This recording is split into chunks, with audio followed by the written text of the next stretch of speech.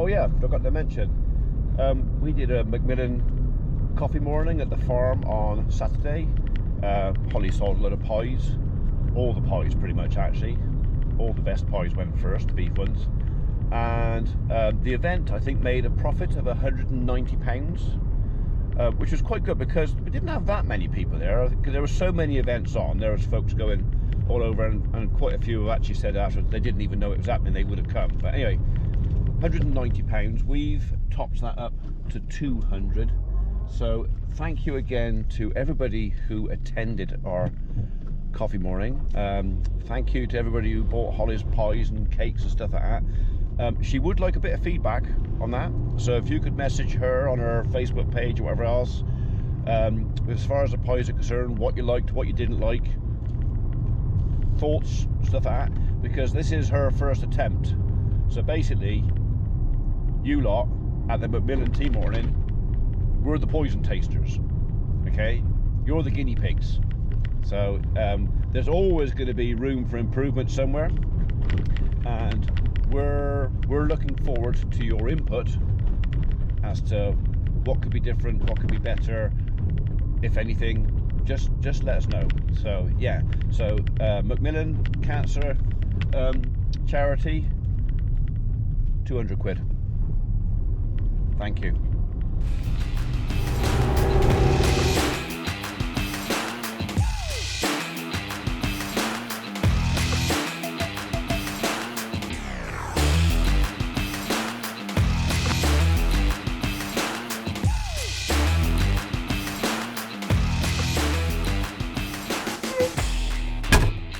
Right, welcome back folks. It is well into the afternoon now. This morning I just basically been doing tree stuff. I wanted to get on with the hedge trimming, but unfortunately I've got more than one job, and the farm keeps me busy. My work for the tree company keeps the tree team busy, and I do need to keep the tree team busy. So we're back on it now, back over to Pigeon Mead to carry on the hedge cutting. Basically, I want to get everything on the inside, anything I can't reach from the road, I want to get done today, and if not today, tomorrow. I was hoping to get it all done today, but it's going to roll into tomorrow, I think. I'll just get stuff warmed up. So hopefully this week they're promising dryish weather. So hopefully we're going to have suitable conditions to get cultivation done up there. There's 2 trains of thought at the moment. Eddie was hoping to just do it with the rotavator and get everything leveled off of the rotavator. I was talking to the guy on the forager, and he's kind of going, you might have to plough it again. So hopefully we can avoid that, but if that's what it's going to take, then that's what it's going to take, because at the end of the day, whatever surface we have out there, whatever seed bed we prepare out there now, that's got to last 4, maybe even 5 years. So yeah, and if you're haymaking, you want to crack on with it, you want to get going. You don't want to be going slow, because there's ruts and bumps and knocking your head and all that fun stuff. So yeah, it's not going to be the most interesting of things to run, unless you're interested in hedge trimming stuff out. I've just put a couple of extra sticky shoe pads on. I'm going to find somewhere to put them, possibly on the hedge trimmer, so I can get a few more interesting camera angles, maybe for you. But yeah, we'll see how it goes. And it's just started to spot with rain, so that's not going to help at all. Anybody who does hedge trimming will know rain and hedge cutting, especially when you've got edges with leaves on, is a bloody nuisance, because the leaves stick to the window and then you can't see what you're doing. So especially when your eyes get older, all right, for young guys, wouldn't have affected me 20 years ago, but now if I'm trying to focus on something out there but I'm looking through something just here, your eyes, they don't focus as easy as they used to. So that's my excuse.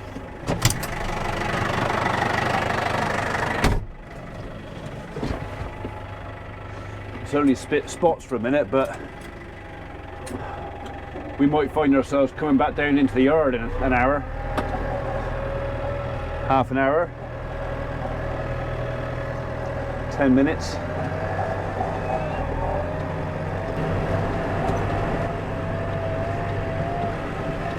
Well, I got a little bit done yesterday afternoon, the Sunday yesterday. While it was a bit dodgy, I did the corner here. So unfortunately for me, the council had already done the bit outside the gate. So yeah, I haven't got to worry about that. It's just really now, just the inside.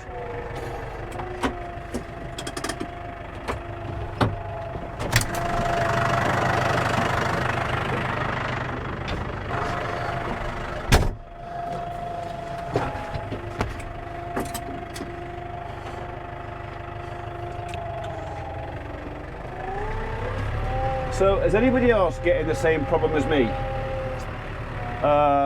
In the last couple of weeks, on my WhatsApp and Messenger, I'm inundated with these. A lot of it seems to be coming from Nigeria, and it's all these little thumbnails, kind of, it's all hello, how are you, talk to me, I'm lonely, and a lot of it's followed with a thumbnail picture of a young lady who doesn't look anything like Nigerian. Okay, nothing like Nigerian, and it's all obviously a scam. But am I the only person suffering with this? I know Rich Cornock has been having a bit, and I think Adrian said he's had a bit of an issue as well.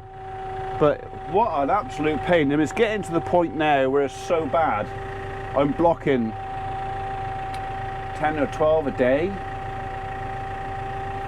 I'm getting fed up with it. If WhatsApp don't sort this out, I don't think it'd be long, and I'm just going to scrap that app.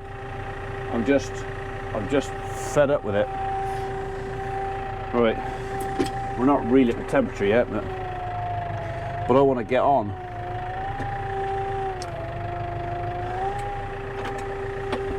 I really want to get on. So I'll just go slow. There's no rush.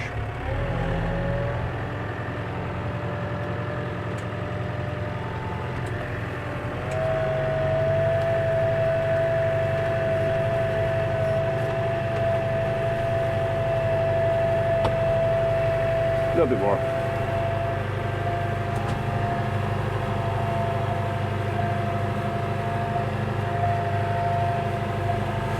So I want to get this done, like I say, today and tomorrow if I can. Reg rang me this morning. He's hoping to get on to drilling this week. I think the hedge trimmer's coming off of his tractor, so I may or may not get to use that one. But there was a question mark of if I was around maybe the second half of the week, I could perhaps go and do a bit of rolling for him. So yeah. There may be a bit of blue tractor action yet, but it may or may not be with the hedge trimmer. So I'll just go in really gently for a minute because it's not a cold engine, but it's not a warm engine either.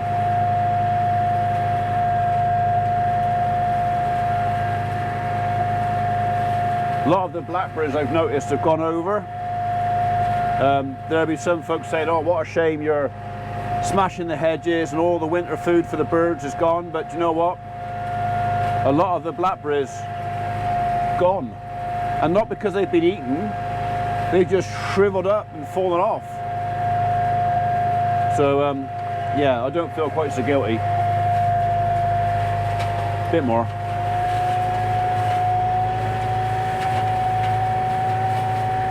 Now we're sucking diesel.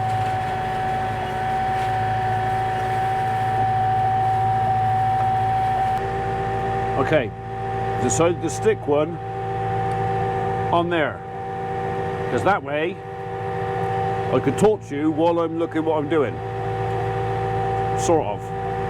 So I reckon about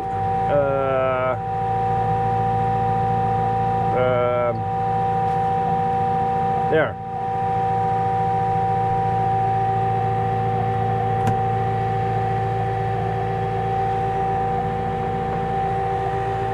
How's that? Doesn't interfere too much with the head of the machine. and I can look at you and talk to you at the same time. Because if you're over there or back there, yeah. So this is one of those jobs where you kind of got to be on the ball. You're looking what you're doing. Hopefully you've built up your muscle memory for all this lot down here.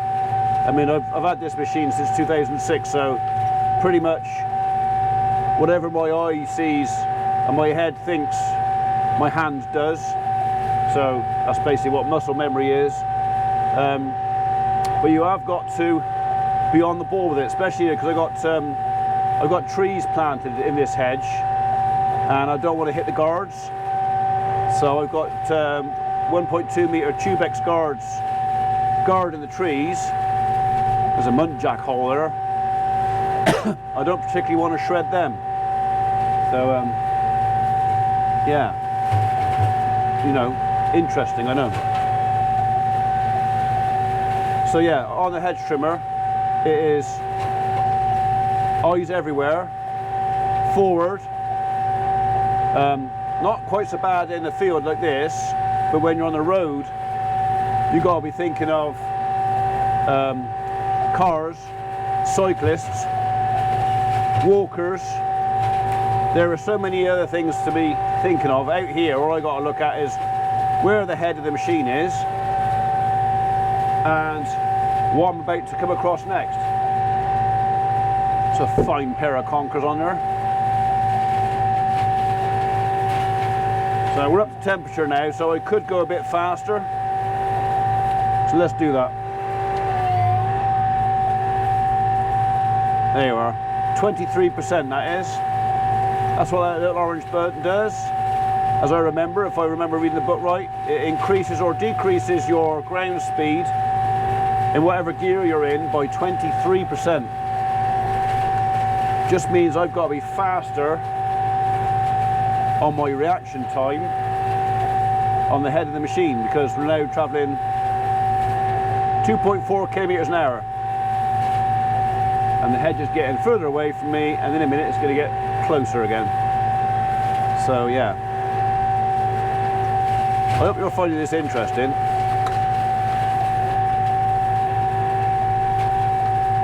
I haven't got my tongue stuck out yet, so it's not that difficult. You know when it gets really taxing, so like that, apparently.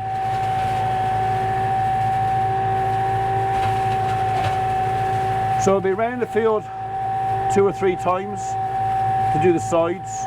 On this particular bit here, it'll be 4 times because this is higher here. And all this is to basically control the vegetation. I don't want to smash the hedge, I just want to keep it back off of the field. Keep the weeds back. Just keep anything that's going to interfere with tractors and other machinery out the way.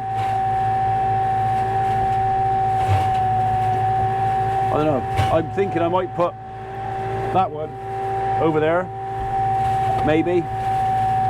We'll see. I've got a spare one. Where do you think I should put that?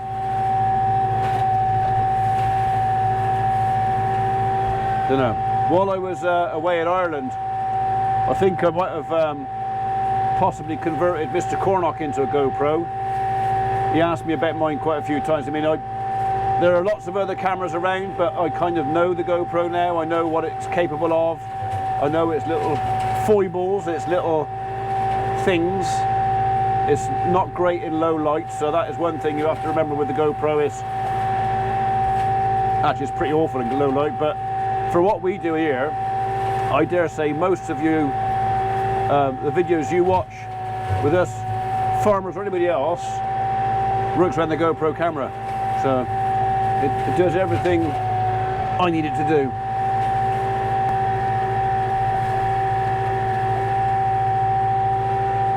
Right, there's a lot of wire over there, so we'll be taking that bit a bit gently. In fact, I think I might just... No, I'll do the hedge first. I'll come back to that. All this grass in this bank wants doing. So, if I thought about it, I could have put the topper over that, but I didn't, so I won't.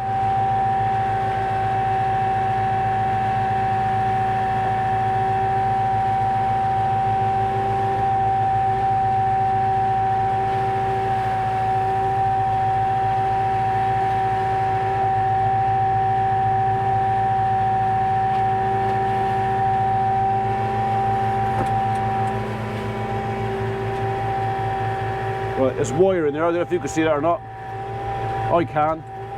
But then I already knew it was there because I'll put it there.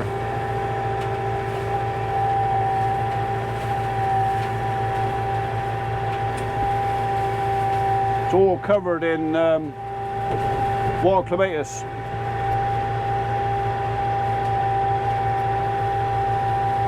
I'm not getting too close though. I don't want to get caught up in it. 6 inches is close enough.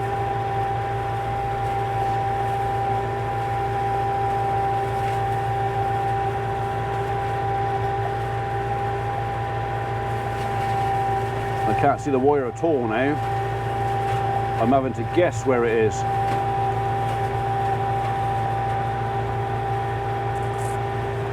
This is the bit we all hate. The knowledge that any second there could be a really loud, horrible, clattering noise, and you've left it too late. Let's have the top off there, see if I can see what I'm doing.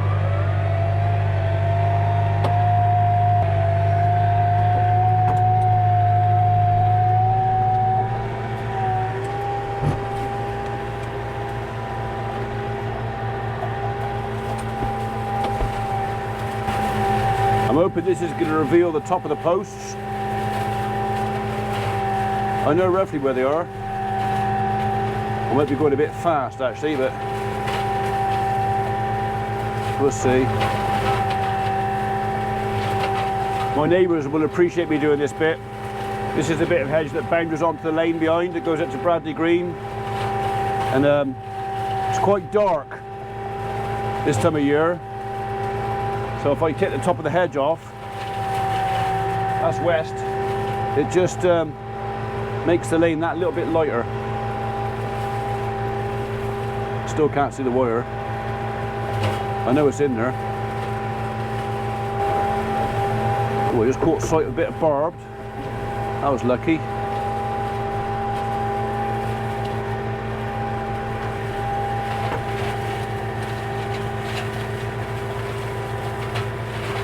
Right, I'm going to go back and do that bit again.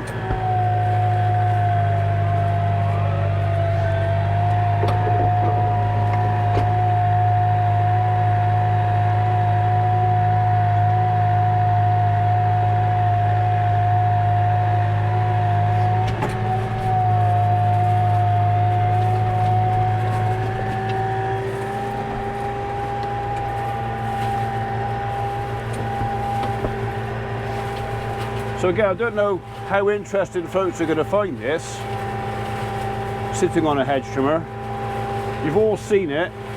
If you're out in the countryside in the UK, you've all, this time of year, you're going to come across tractors and hedge trimmers. And I expect some of you will wonder, oh, I wouldn't mind having a go at that, or how hard is it, or, and all it is really just concentration. Knowing the ground, knowing where the fences are, big help. So it's when you're doing a bit of work for somebody else on ground you don't know, that's usually when problems start, when you find things that the farmer, oh, I forgot to tell you there's a bit of wire in that edge, just got tied up for some sheep. Yeah, I found it. It took me half an hour to get it out of the head. So it happens.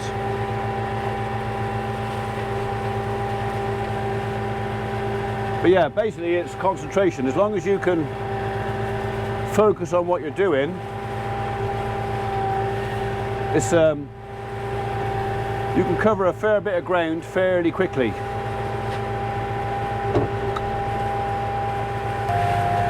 So the machine on the tractor is a Bomford Kestrel, UK company, designed and built in England. This is one of the smaller. This is a little hedge trimmer, so it's got a 5 metre reach. Now that's 5 metres from the PTO, which might sound a lot to some folks, but it's not actually that far. It's got a 1 metre head on it, so quite a light head, and pretty much that's about all this tractor can happily handle. There is a slightly more in-depth version that can actually swing around as well. I could probably handle that too. Anything heavier than this, I'd have to be putting ballast on that side of the tractor. That would be either filling the tyre up with fluids to weight it down or putting wheel weights on. But the amount of hedging I got to do, I don't really need to do that. So yeah, Bomford Kestrel, it's served me really well. I bought it new, or actually my dad bought this new in 2006.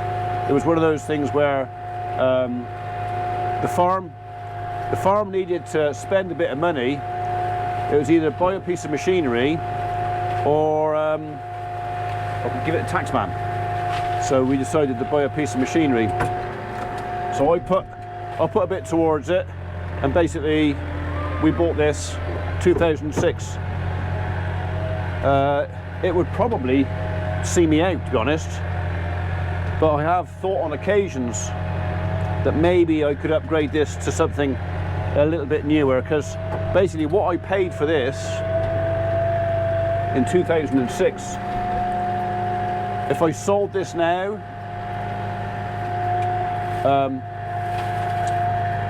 I'd get almost what I paid for it. So especially if I give it a lick of paint, it's yeah, good little machine, and suits this tractor quite well. So we're just going over a second pass.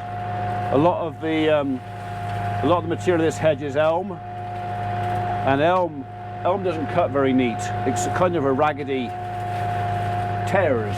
It's just untidy. And as this is right next to the road, you can call it pride or whatever you want. It's one of those things where this is a bit of hedge that all my neighbours are going to see up close and personal, especially if they end up walking to town. And if it's untidy, this would be the bit of hedge I'm judged on. You know, yeah, he cut the hedges, but he made a right mess of it, kind of thing. Do you know what I mean? So yeah, a little bit of pride in the job. The flails on here, you might have seen them yesterday. Was it yesterday, day before? Yesterday, when I was going around and greasing it. They're not that sharp, and I could go over them with the angle grinder. I could, but to be honest, I have found with these machines, with the flails, that even if you put an edge on them, it hardly makes any difference to the finish. Doesn't seem to cut any better than when they are like they are now. So, and all I'm doing is taking off more wearing material off the blades. So, you know, I grind them and I take a season's wear off. Does that make sense? Makes sense to me. So anyway, we'll finish up this bit of hedge here, get this tidy. I've got to go on the other side. I've got to do the road side anyways, but I'll do that obviously from over there. But I can do that anytime. Main job is to get all this on the inside done, so that if Ed wants to come in here and rotivate or plough or whatever he wants to do to get the seed bed for the grass, then he hasn't got to worry about me running all over it to spoil it. Just doing a bit of collar for trimming while we're at it.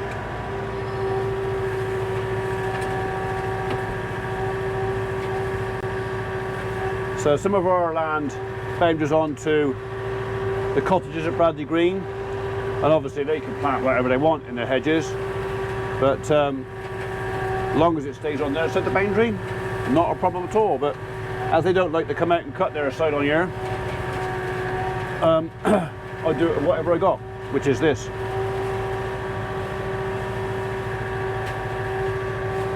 That's neat enough.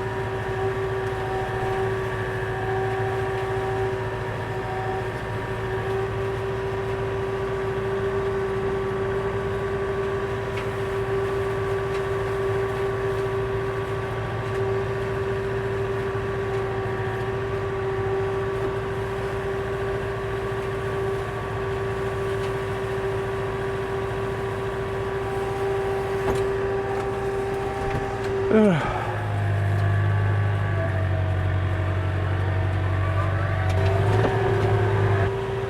Pretty sure this is the only conifer hedge I've ever trimmed with a flail.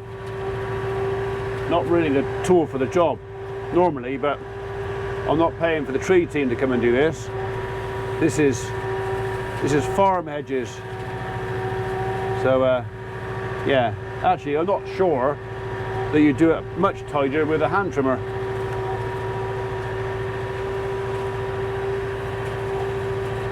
Not much anyway.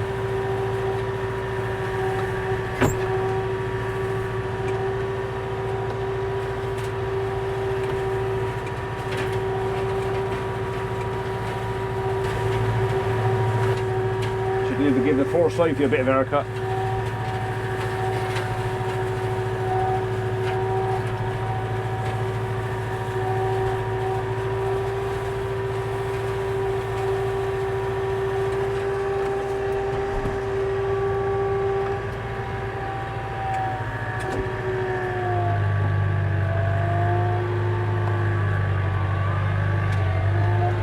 Right, one more pass on the conifer hedge, and that bit's done. See, it's quite tidy.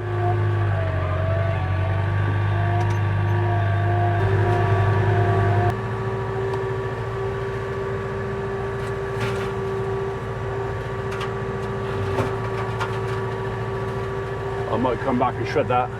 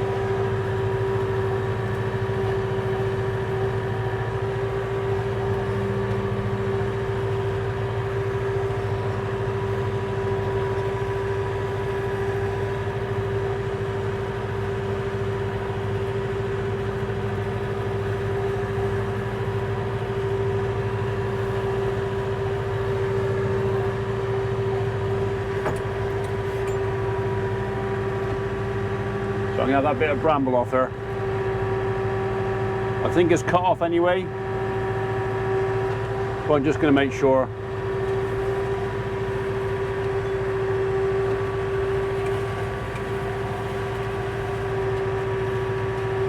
Oh yeah.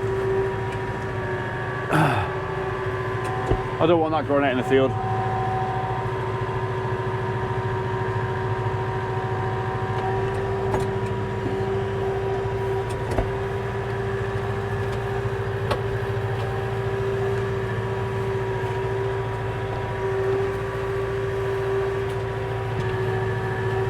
So we got some new neighbours up here.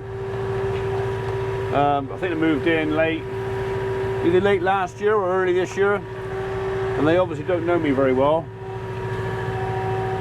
They will soon, because it appears they think it's okay to tip their garden rubbish in my field. So there's going to be a little bit of education. Sauce for the goose, sauce for the gander, you know. If they want to tip their waste grass in my field, I could do a dump for my rubbish bales, you know, if that's what's permissible. Not sure they like that idea very much.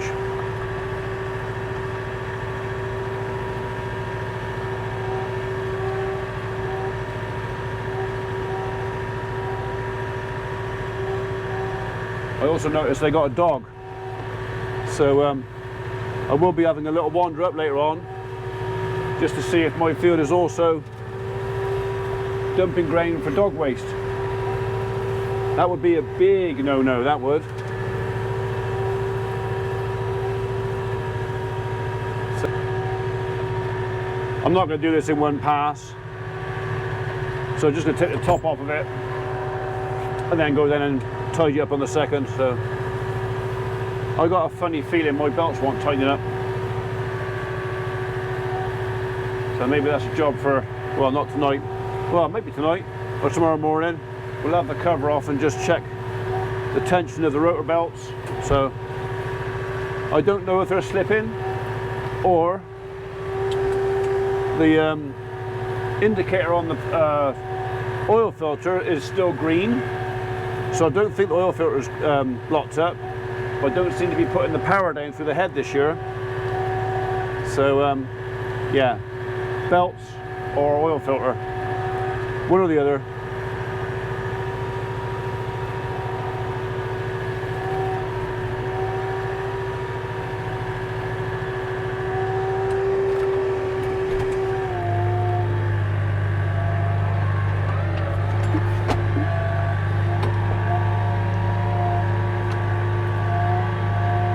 So I know I'm not doing much hedge cutting, it's mainly ditches for a minute, but you know what, having your ditches clean in some ways is probably more important than the hedges. So especially in this field, because we get quite wet up here, so I want to get rid of the water. So if I can get rid of the vegetation in the ditch, I get rid of the water.